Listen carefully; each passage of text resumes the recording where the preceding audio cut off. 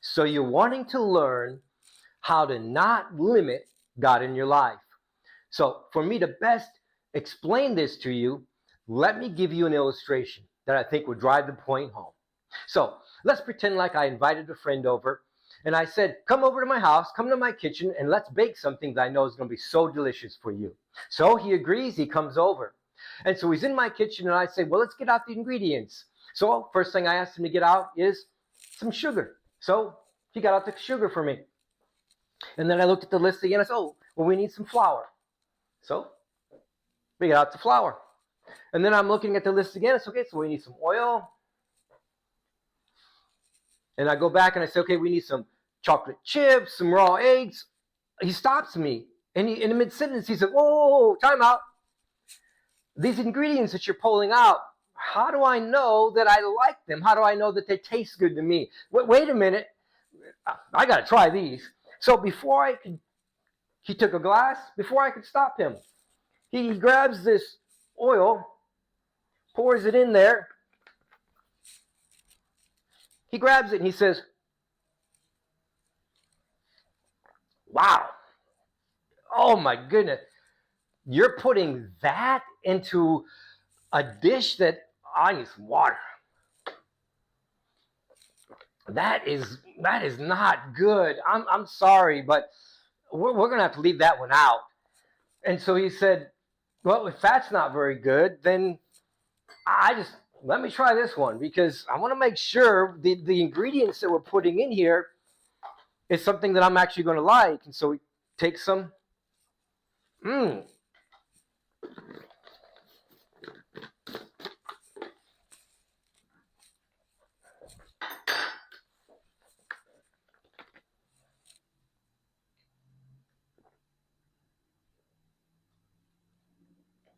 Wow.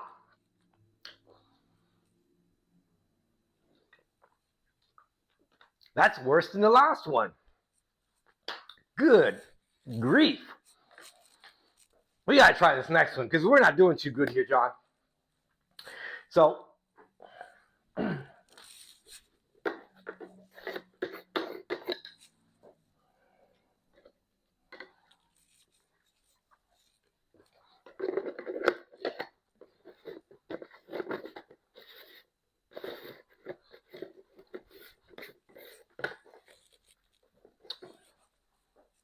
that one's really good. I like that one a lot. So far the ingredients that you got out here, this first one is not a go-go. No oil. Flour? Wow, that was the worst. I barely could get that down. But sugar? Oh yeah, I mean, how about we put more sugar in it? Maybe what we could do, John, if we leave these two ingredients out and we'll replace them with more sugar. I mean, that sounds like a great idea. What do you think? So I had to stop my friend and share with him that for the dish that I'm making, that I know you're going to love, that's going to be so delicious for you, it's going to require oil, flour, sugar, chocolate chips, raw eggs. It's going to require these ingredients to make up what I'm trying to produce for you. Now, as you can see, to make cookies, you do need flour and you do need oil. And we can't substitute that for extra sugar. It doesn't work that way. So these ingredients here represents experiences that God gives us into our life. So let's bring this home and make it very, very practical for you and your situation. Maybe today you're thinking, I think it's time for me to find my partner. I want to get married. Or maybe you just feel like you're meant for more. Or you want to go back to school. Maybe the current job you have doesn't fulfill you. And so you put that out there to God. And you simply tell him, I really believe you're leading me to something more in my life. I would love to have my person to be, the person who I want to marry, my lifelong partner. I'm ready for that. And God says, great. That sounds wonderful. And so It's actually just like a book. You know, you begin reading the first chapter, and that first chapter, you're telling God the things that you would like in your life. Okay, I'd like to start dating someone that will eventually get married. I'd like to go back to school. I'd like to have a job that pays an X amount of dollars. And God says, that's all sounds great. And so then you go on to the next chapter, chapter 2. And when you do, God starts working on your behalf. God takes what you want and he begins bringing experiences in your life so you can have what you want. And what happens is, just like these ingredients is here, just like experiences, you tell God, whoa, wait a minute, what are you doing? This is uncomfortable. I'm actually afraid. You're asking me to do something very difficult, God. I can't believe you'd ask me that. Time out. You know, I was looking to have, there's got to be a better way. I was looking to have a better job, and it's just not working the way you are presenting it to me.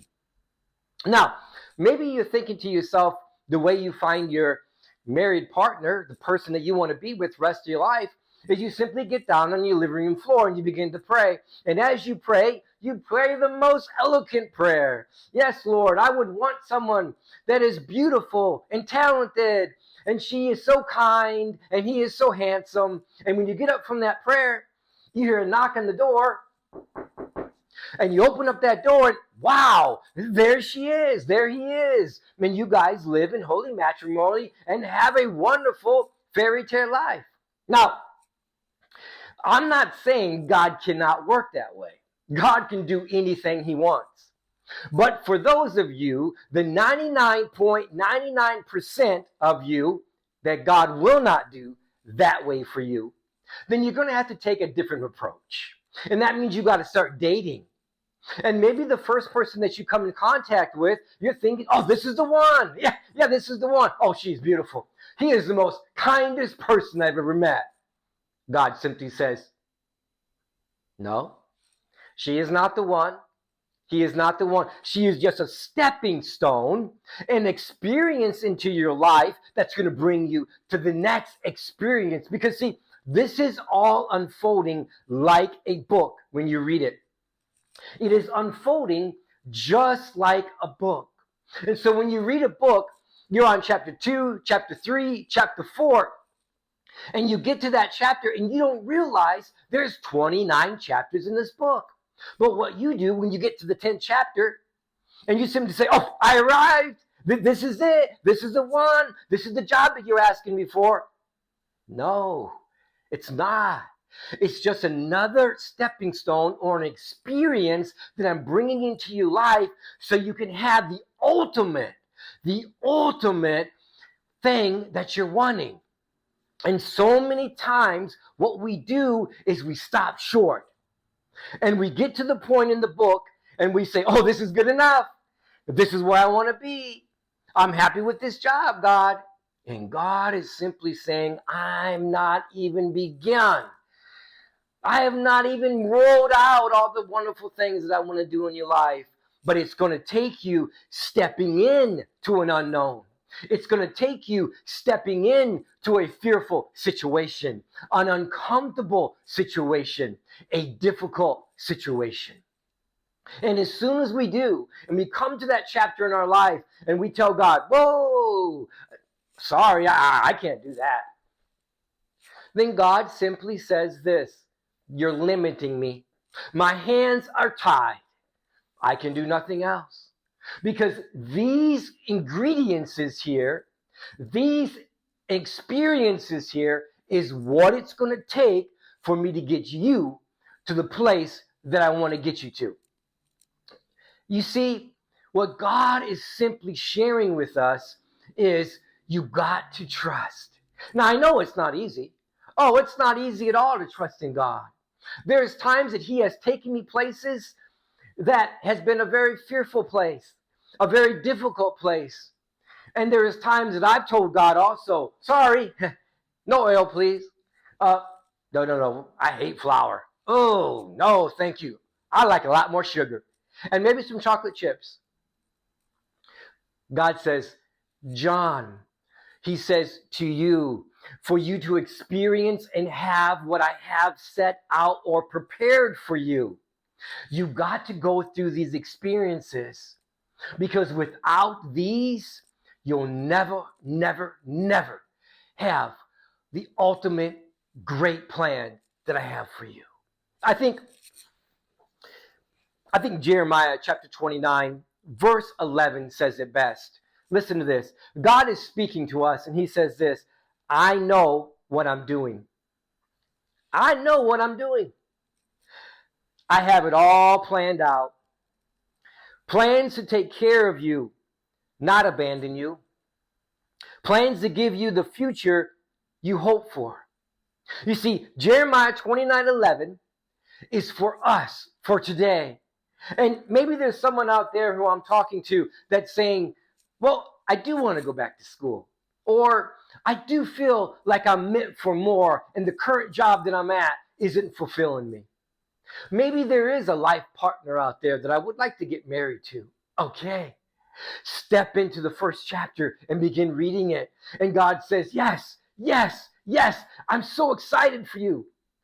I'm so excited because you actually want more for your life. You're not satisfied with what you currently are at. There is much more I have for you, son and daughter.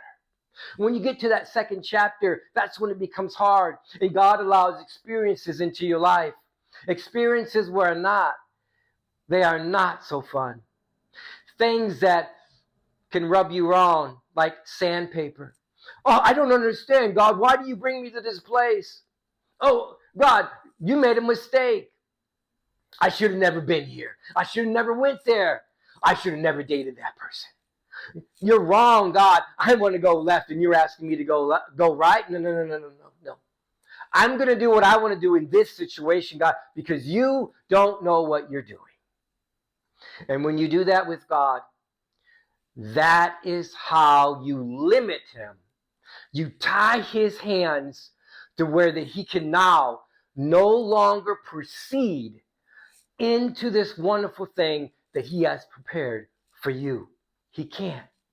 Because the stepping stones, the chapters that go beyond chapter 2, 3, 4, and 5 can never happen, because you have limited him in the process that he has for your life. To reach out to me and contact me, you can reach me at my email address, which is pastorjohnaross@gmail.com. pastorjohnaross@gmail.com. Remember, everyone, just one scripture verse a day, just one, invites God into your day. Remember that. Until next time, keep reading your Bible. Thank you.